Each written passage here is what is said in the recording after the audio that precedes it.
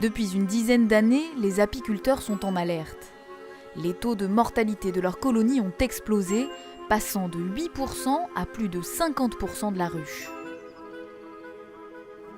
Les causes de déclin des populations d'abeilles, donc pas uniquement de l'abeille domestique, de toutes les abeilles, les 20 000 espèces dans le monde et 2500 en Europe et les 1000 en France, sont au nombre de 3 principales qui sont reconnues actuellement. C'est d'une part l'évolution des habitats, avec l'extension des monocultures, la disparition des fleurs au niveau des bords de route, des bords de champs, la fauche de plus en plus précoce des prairies.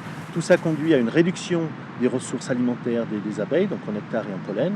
La deuxième grande cause, c'est les parasites et les prédateurs. Dans le cas de l'abeille domestique, par exemple, c'est Varroa destructor, qui est un acarien, qui a été introduit en fait en Europe. Le Varroa va sucer les molymphes de l'abeille et elle va faire ça en particulier au niveau des larves et des nymphes, et ça donne des abeilles atrophiées quand elles sortent des cellules.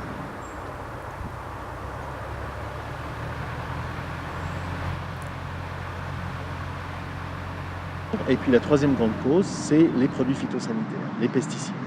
Où là, en fait, quand vous épandez un insecticide, c'est clair, c'est pour tuer les insectes. Bon, les abeilles sont des insectes, mais il se trouve qu'elles sont effectivement extrêmement sensibles à ces molécules et que les épandages divers et variés ont eu un impact sur l'évolution des populations. Les 3 grandes causes que je viens de vous indiquer, en fait, n'agissent pas indépendamment les unes des autres. Et actuellement, toutes les recherches dans le monde s'orientent vers la combinaison de ces facteurs, c'est-à-dire des abeilles malades qui sont exposées à des pesticides, des abeilles qui n'ont pas une alimentation optimale, qui sont exposées à des maladies ou à des pesticides. Donc vraiment, les interactions sont extrêmement importantes.